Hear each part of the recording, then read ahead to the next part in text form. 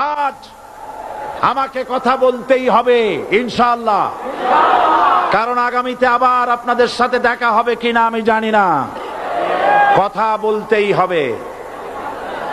বসেন, কেউ দাঁড়িয়ে থাকবেন না। আমি দেখতে পাচ্ছি বাংলাদেশের ভাগ্য আকাশে উত্তর গগনে কালো মেঘ জমা হয়েছে, ঝড়ের পূর্বাভাস লক্ষ্য করছি। যদি মোকাবেলা করতে না পারেন সক্ষম ভাবে, এমন অন্ধকার গাঢ় কালো অমাবস্যার রাত আসতে পারে যার সুবে সাদেক হওয়া অসম্ভব। সুতরাং আপনারা কি কাপুরুষের মতো কাফের মুশরিকদের গোলামি করে মরতে চান? বিড়ালের মতো 500 বছর বেঁচে থাকার কোনো লাভ নাই। সিংহের মতো 1 ঘন্টা বাঁচতে চাই। আমাদেরকে বলা হয় সাম্প্রদায়িক উস্কানিমূলক কথা নাকি আমি বলি। পত্রপত্রিকা দিছে না তারা? সাম্প্রদায়িক উস্কানি কথা, সাম্প্রদায়িক উস্কানিমূলক কথা বলি। সেই জন্যই বোধহয় শত শত মুসলিম আমাদের কাছে এসে মুসলমান হয়। মানুষে আর বোকা বানানো যাবে না। যাবে কি? আর বোকা বানানো যাবে? তারপর বলছে কি, এরপরে বলছে আমাকে বলছে রাজাকার। শুনে রাখো চট্টগ্রামের লক্ষ লক্ষ জনতা, পার্লামেন্টে যখন আমাকে এই কথা বলা হয়েছিল, আমার পার্লামেন্টের কলিগ জাফরুল্লাহ চৌধুরী সাহেব বসে আছেন এখানে,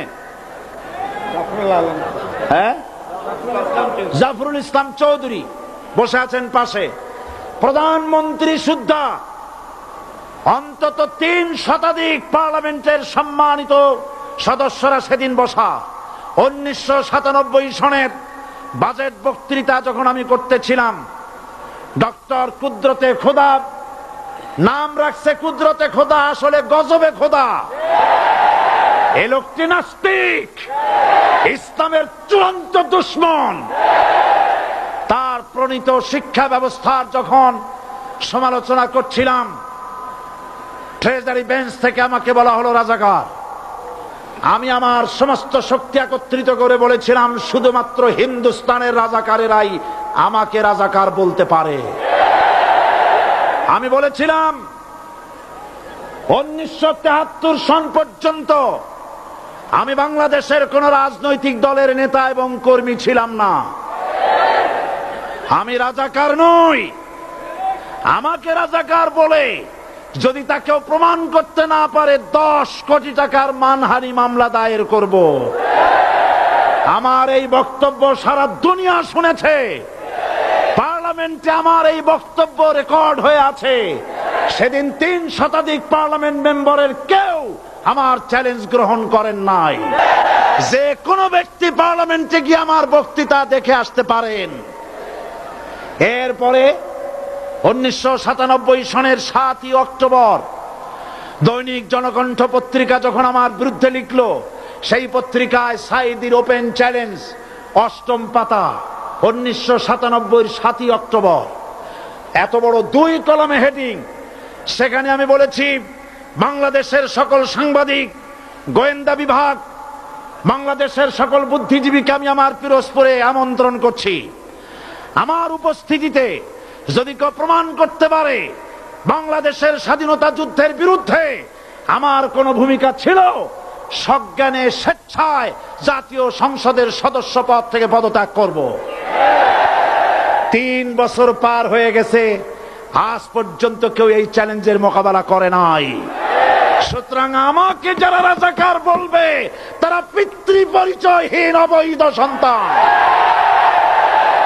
1971 সনের, শোনো মুসলমানেরা, 1971 সনের কোন কাদা সাইদির গায়ে লাগে নাই। আমাকে রাজাকার বলে জনগণ থেকে বিচ্ছিন্ন করবা, জনগণ থেকে আমারে বিচ্ছিন্ন করা যাবে না। কারণ এই জনগণ আমার জন্য আসে না, এই জনগণ আসে আল্লাহর কোরআনের জন্য।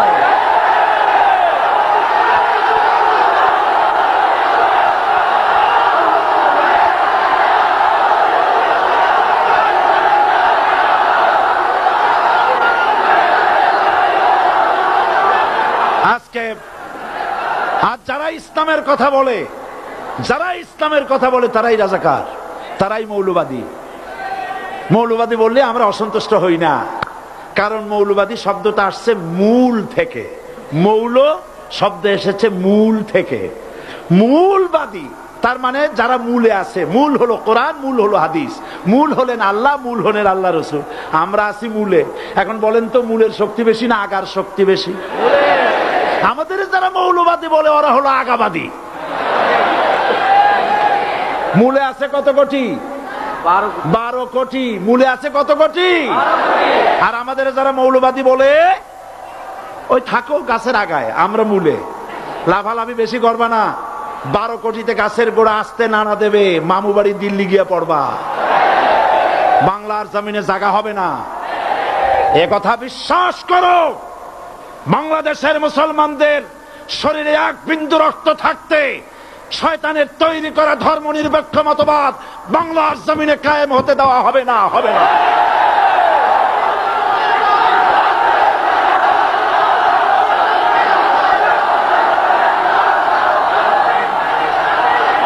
রাসূল করিম সাল্লাল্লাহু আলাইহি ওয়াসাল্লাম কোরআন প্রতিষ্ঠার জন্য আন্দোলন করেছিলেন।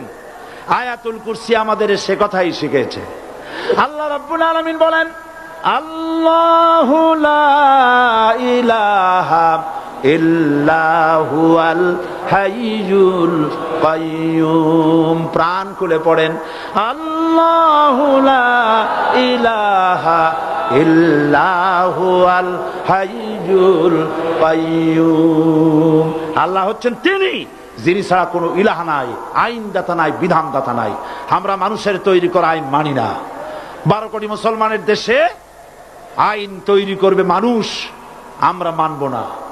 পার্লামেন্টে তৈরি হতে হবে কোরআন দিয়ে, পার্লামেন্টে আইন তৈরি হতে হবে কোরআন দিয়ে।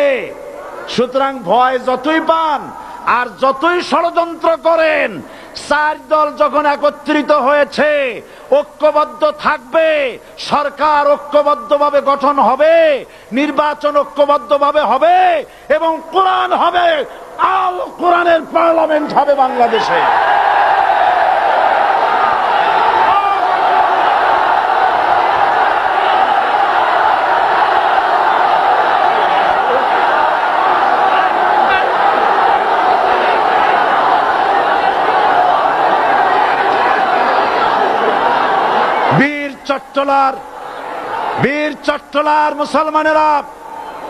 বীর চট্টলার মুসলমানেরা স্বাধীনতার ঘোষণা, এই চট্টগ্রাম থেকে স্বাধীনতার মহান ঘোষক প্রেসিডেন্ট জিয়াউর রহমান সাহেব দিয়েছিলেন।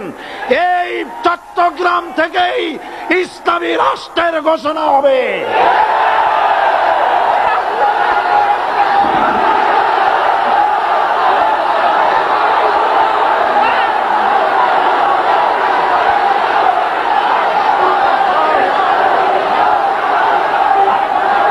আশাবাদী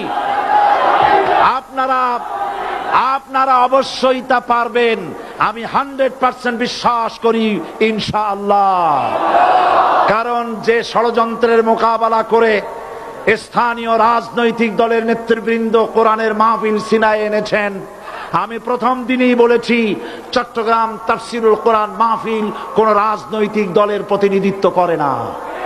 এটা কোন জামাত শিবিরের একক সম্পদ নয়, এটা চট্টগ্রামের মুসলমানদের কলিজার টুকরা তাফসিরের মাহফিল। সুতরাং এই মাহফিল